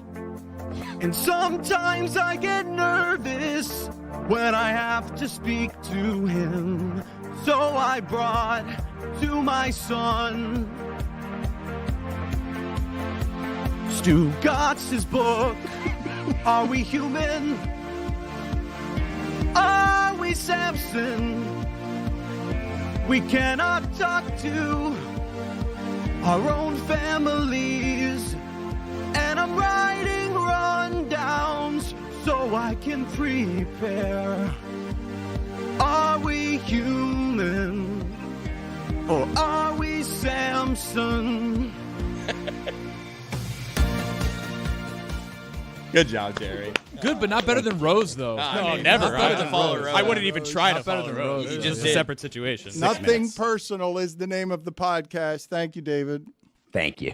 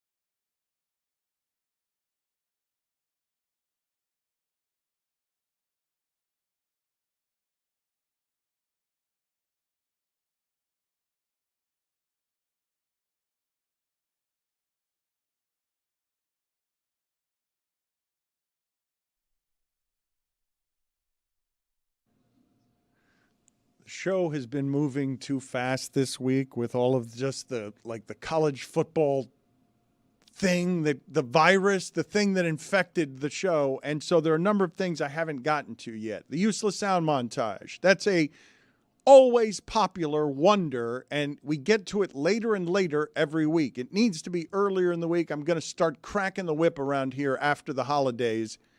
Are you still allowed to use that expression, cracking the whip? Judges? I'll allow it. Siren? Thank you. I In the proper appreciate tone, that. maybe. I saw Samson stop dead in his tracks on Stugotz. He got scared. He got panicked. I saw it on his face, too. Yeah, it swept over him. Which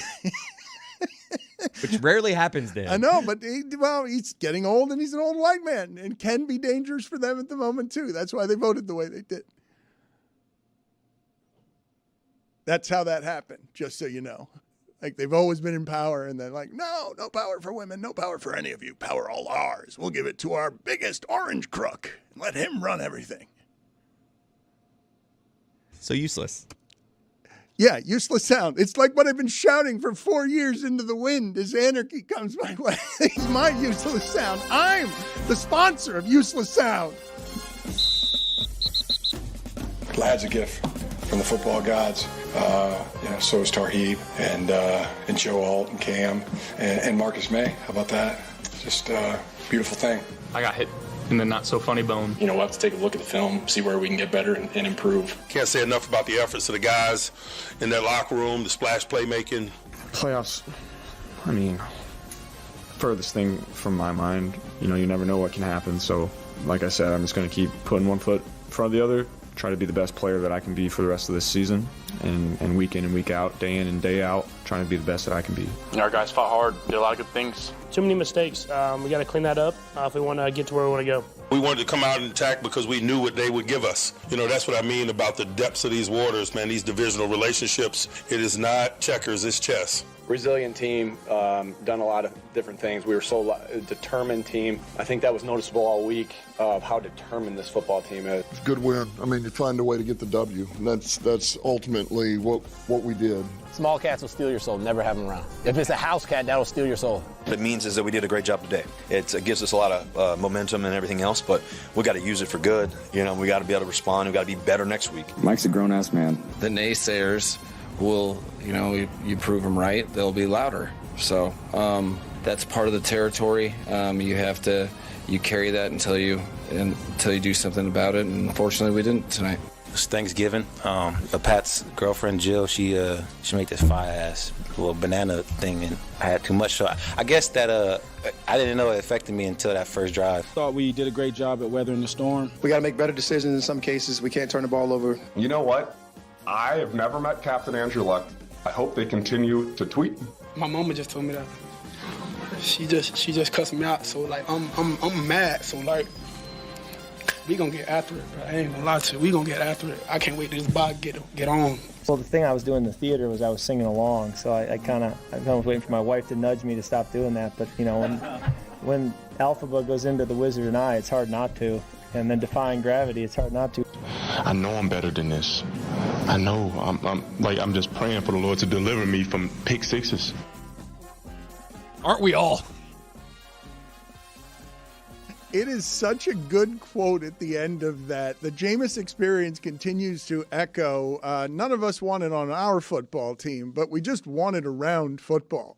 Can we get Najee Harris's actual injury on the report? Because he said he ate a fire-ass little banana thing that got his stomach all messed up, and I want to see that on the injury report. That has to happen routinely on Thanksgiving dinner nights in the NFL, where some guy just ate poorly during the day and blew it, right? They're not all nutritious hounds who know the clinical science of what it is that every Sunday or Thursday requires, right?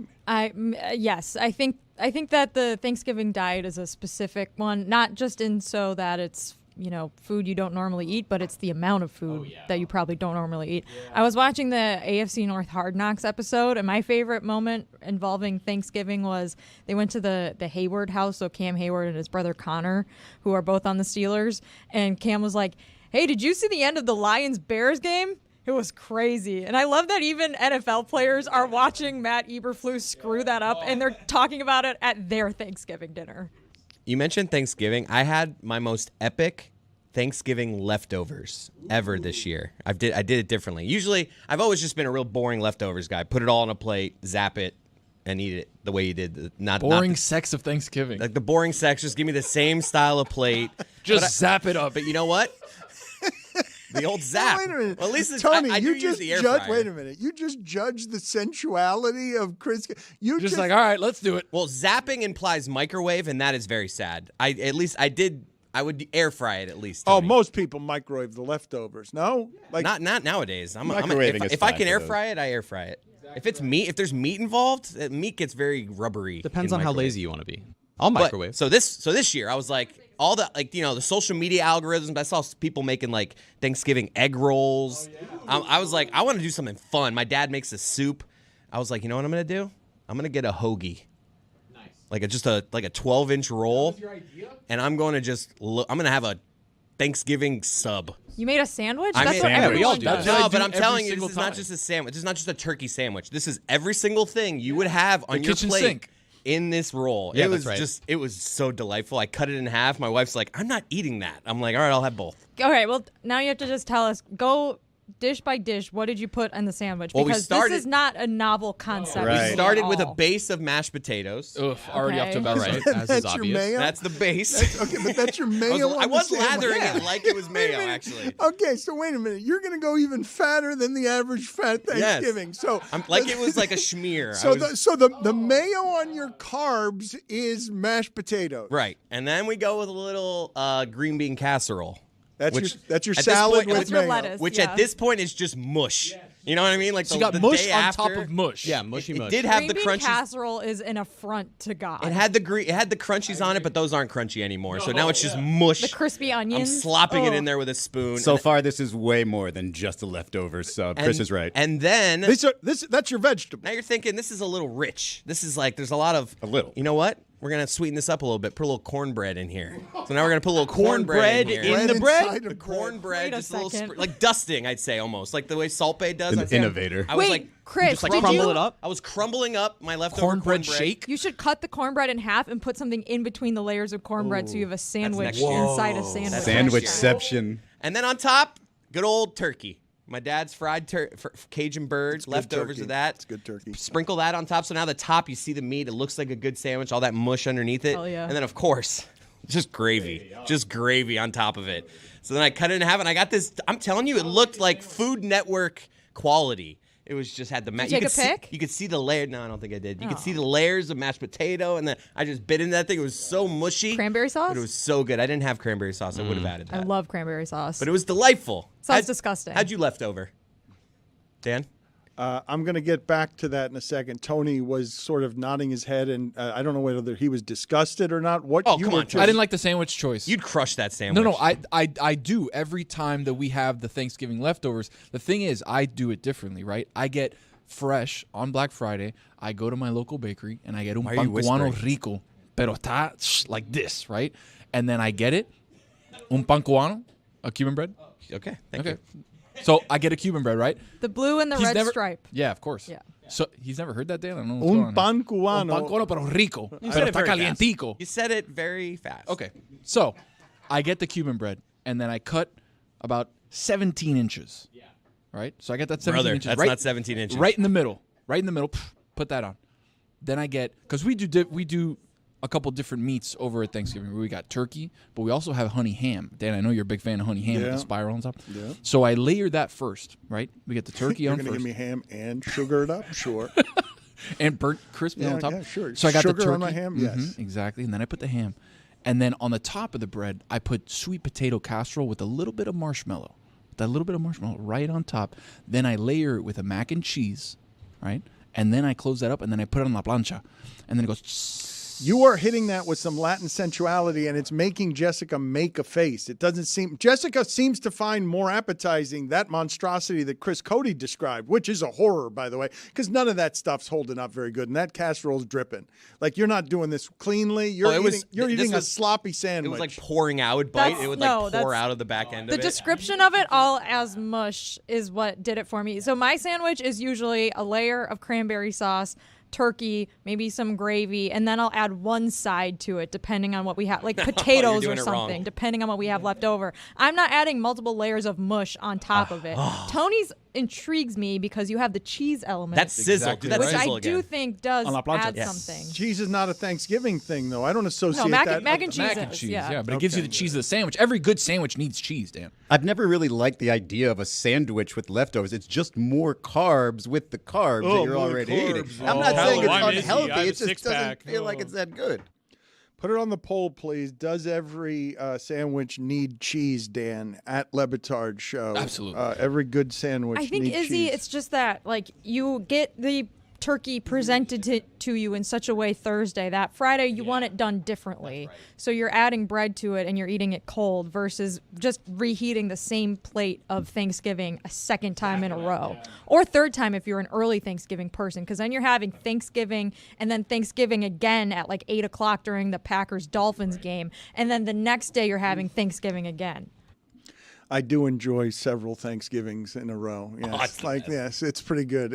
I don't feel great about it afterward. Monday's hard to come into work after 4 days of football. That's the holidays. It was slothy and gross, but delightful.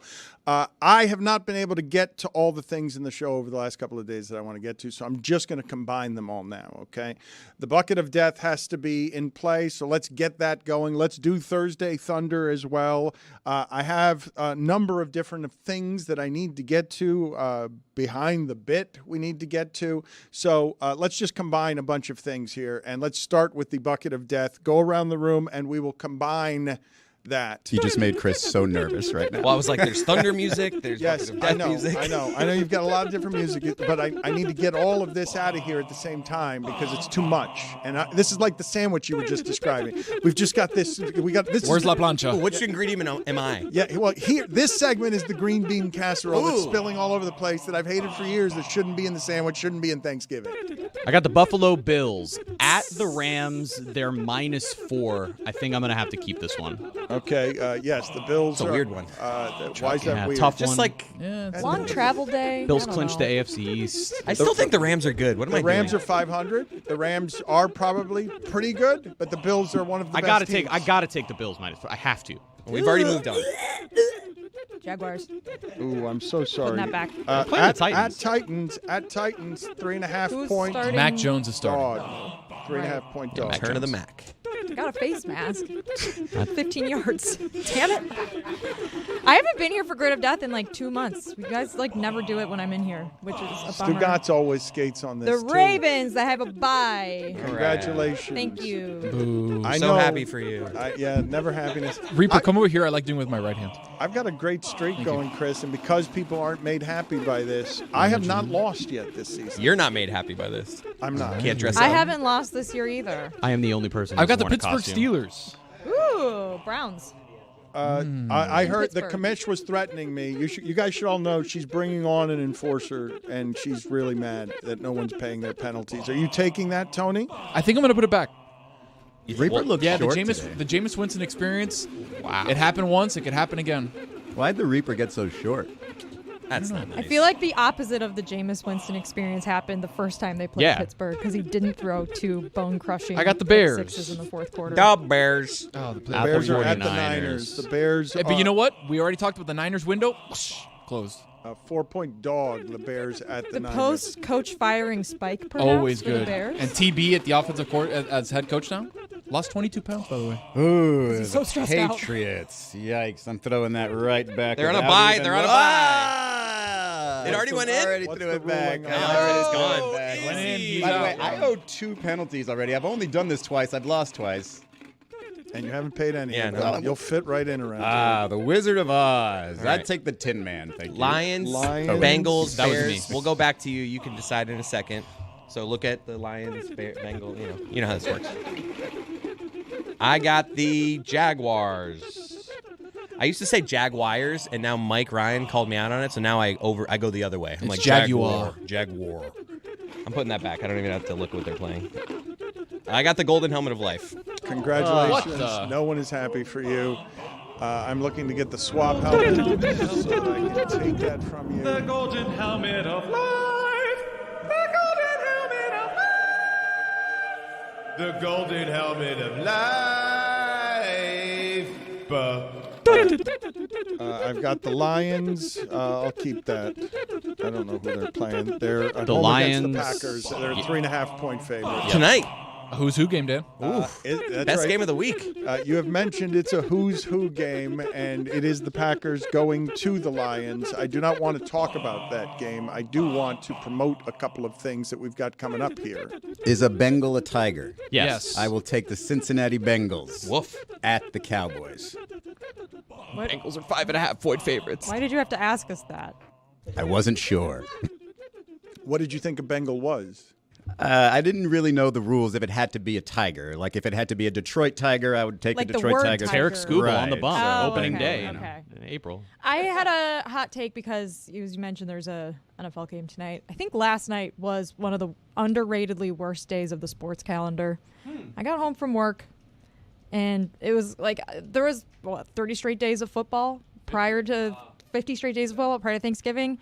And like Tuesday night, there was like the ranking show, so I was still kind of buzzing from the weekend. But then Wednesday night happened, and there was no football. There's no Maction. There's no CUSA. There's nothing. There was nothing on last night for me, and I was really sad. It wasn't a nice break for you? Lakers, Jess. Well, but here's the thing. Jessica just articulated something that made me palpably sad last night on my television, where I'm like, man, Lakers, LeBron, Miami used to be something a little while ago. Where's my Maction? Like, because I'm not interested in 10-10 Miami Heat season that doesn't matter for 60 games. Like, Yeah, it made me wish we could get the Maction championship on a Tuesday or a Wednesday. Like, if we could see Ohio and Miami play last night versus on Saturday, that would be like, it's going to be an awesome game, I think, between both of them. But I feel like it's going to be overshadowed by all the other games on Saturday. And I just wish, for the sake of the Maction warm and fuzzies, we could get it on a weeknight. That's funny because you said Miami and championship game, and I got really confused for a moment because that doesn't happen. okay, but Florida Panthers can't even get on the show, and they're the defending Stanley Cup champions. We'll get to it. Okay. Did they play last night? You say this. You say that we're going to get to it, and I've got to get to the Thursday Thunder. And I've also got to tell people what we've got going on this weekend because, Tony, you've got the MMA Hangout, which has become very popular. Give people the information they need if they want to hang out with you on Saturday, because you really could spend the whole weekend with our show if you wanted to. And one of the things that I want to do over the coming month is I want to have a toy drive. So I don't know, Tony, if you can attach this to what you're doing. I know I'm going to attach it to what we're doing on Sunday. I want anybody who's coming out to bring toys, because every time we've done toy drives at this time of year, we are overwhelmed by our audience, and then you can make some kids happy even though Jessica hates them. Absolutely, Dan. We're going to be at Casa Tiki live at 10 p.m. And the cool thing about Casa Tiki is that it's not only a tiki-themed bar, but they do themes throughout the year. So right now, it's probably the best Christmas bar on the planet. There is no place better, more decorated than Casa Tiki. It's called the Miracle on Calle Ocho, Dan. You know Miracle on 34th Street? That's Miracle on Calle Ocho. If you go, it's going to be the best, coolest themed Christmas bar in Miami for sure. You can bring your toys. We'll set them up in the back. We'll make sure to bring them home, bring them back here. But if you want to hang out with us, UFC 310, a banger of a card, front to back, as usual. UFC doesn't miss with these. Yeah, thank you. With these kind of cards. And we'll be there hanging out 10 p.m. on Saturday. If you're not in Miami, check us out on YouTube, Twitch, Twitter, all the different places you can stream. As part of what it is that I'd like to do over the month, okay, because I'm just thinking this out now as we talk, but the toy drive is something we are going to do in December. And so on Sunday, we also have a watch party. And while I'm always telling you how appreciative I am for your appreciation, and how I'm always telling you that your support is the reason that we can do all of the things that we're doing, I'm asking you to bring in the form of appreciation a toy as part of what it is we're doing. And we'll thank you, and we will spend time with you watching these football games. It's what we're there to do. A lot of people get uncomfortable asking for photos, but it's what we're there to do. So we want to have this relationship with you, and we want that relationship to come with toys. And we want it to be in a Miami party on Calle Ocho, where toys and children usually aren't. At a bar where this is not a child's play bar. It's an adult gathering. Rare are. It's an adult gathering that you are having on Saturday night. And then you can spend time with us on Sunday, too, if you want to spend time with our show. I meant few. Thursday Thunder, Chris Cody. That is good work by you in a small window for inefficiencies and mistakes. Rare are. Thursday Thunder, Chris.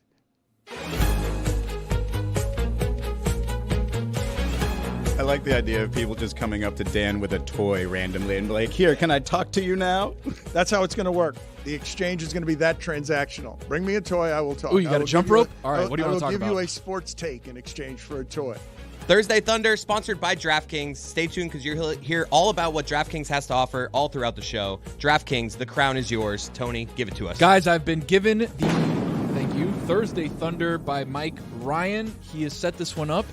4-pick parlay because 3 picks are too easy, Dan, as you noticed. 3-pick parlays are too We haven't easy. won one of these in a while, have I was we? close the other day. Okay, but I was close is the lament Too of easy. the loser. Yeah. You know there was an asteroid that passed us very close, by the way. 1.37 million miles Mike away. Ryan has Close. had a good gambling year if you've been behind his Twitter paywall or his X paywall. All right, so the 4-pick parlay starts with an anytime touchdown by David Montgomery. Knuckles, if you're paying attention at home. Second leg, Jordan Love over 225 passing yards. This is where the parlay gets a little spooky, Dan. We already passed Halloween. We're on to Christmas now, but this is spooky. Over 3.5 receptions for Sam Laporta. A big Laporta game. He wasn't good in the last one. He's been a little streaky this year. I love betting tight end overs. He's also the 4th leg of the parlay. 40 yards over 40 yards for Sam Laporta. Izzy, what are you smiling about? What are you laughing It's just about? a weird thing to really be locked in on. Tight end overs every single week. Well, this is part of what it is that we're selling around here for our sugar daddy. So 3.5 receptions, over 40 yards for Sam Laporta. David Montgomery, anytime tutty. And Jordan Love, over 225. That gives you a nice plus 415 if you're keeping tabs at home for Thursday Thunder. What happened, Chris? Why did you make a face The at graphic Tony? on our screen says plus The 350. lines have changed, Dano, just like they do in real life. If you're in Vegas in the high rollers room, It is real life. The odds change very quickly. That's plus 350. Okay, that just happened. There was a lot of planning that went into all of that. My screenshot came in. We're 3 in a hours ago. contract here. You guys got to get this right. It's Nailed not that this. hard. What do you mean? Sound effects. Chris, Rare are. I would like for us to get to Behind the Bit, please, as part of our 20-year celebration, nostalgic as it is. What is the topic matter on what it is we're presently doing here? Charles Barkley. Charles this Barkley is the Speedo bikini. bet? All right, good times. I stuffed a tube sock in my... I'm revealing that for the first time. Wow. Yeah. It wasn't noticeable. Come on. I just needed Small to make tube sock. Terry Bradshaw story. Look, I'm coming out in a Speedo. There is not going to be an internet imprint of anything happening down there that's going to hang very loosely over my head. Like, that's not going to be something that I'm going to live with over the course of my life. So there was a tube sock. I'm admitting that for the first time. This is Behind the Bit. This is Behind the Bit. This is Behind the Bit. We take you back to a better time in the show's history, a time, at least for me, where I was happiest because we were at ESPN.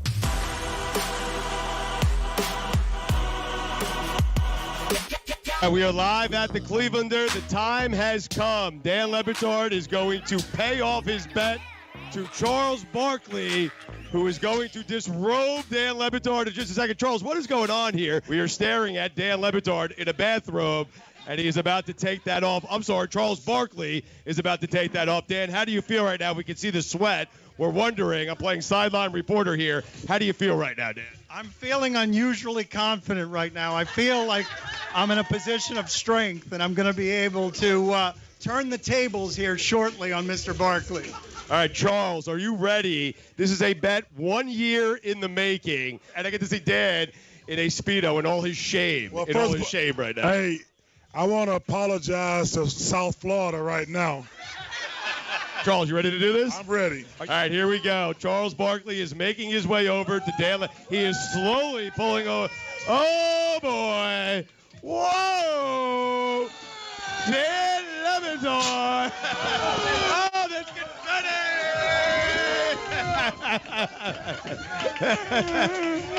Hold on, I'm not done yet. Hold on. I want to interview Charles Barkley. I've interviewed him a lot over the years. I want to interview him right now. Have I been fair to the Heat? Charles, have you been fair to the Heat? No. Charles, is LeBron about to win more rings than you? Yeah! Oh, Charles is putting it back on. I can't believe it. By the way, just to set the scene, Dan has a picture of Charles on the back of his Speedo, and it's glorious. A picture of Barkley. This is one of the most fun things I've ever done. Hey, man, I love you to death. You know that. There it is, right Yes. there. Look how happy. That's as happy as you'll ever see Stugotz. Day of my life. I mean, that made me wildly uncomfortable. Can you give us some context to that bit? I was really confident that LeBron would dominate J.J. Barea in the post. I feel like I had a position of strength. I didn't think there was any circumstance under which the bet would end that way. I thought for sure the way that bet would end with Charles Barkley never calling us back because he'd lost the bet and he wasn't going to do this. It was the 2012 NBA Finals, so I think they had a bet on that. And of course, Dan took the Heat. He was not going to take, the Dallas Mavericks. And who would take the Mavericks? 2010, I'm sorry. Yeah, first year. But now that I'm thinking about it, what a bold prediction by Barkley. Because everyone took the Heat, Barkley took the Mavericks, he ended up winning, we all ended up winning and losing at the exact same time. But Dan was feeling really good about confident. this. Game 2, the Heat are up by like 20. Confident. Dwayne and LeBron are shadow boxing, and they went on to lose that game, and then J.J. Barea owned LeBron. And I don't think he got any of the facts right on the details of what happened in that series. The end result is that's the end result, and I didn't think I would ever be in that position. Yeah, I tried to erase that image out of my head for many years, and now you just put it right back in. So, yeah, it's going to take another generation to get that out of there. Thank you. An interesting part about that is that was in the Clevelander, where our studios would later be built several years afterwards. The specific spot that Dan's doing that is pretty much the control room for everything that we ended up creating out of there. That was a year-long bit. A payoff in the making. Dan and Charles had an NBA Finals bet, and we basically had to wait till Charles was in town for the next Deep Heat playoff run so it could fit with his schedule. And that was a really good old-timey radio bit.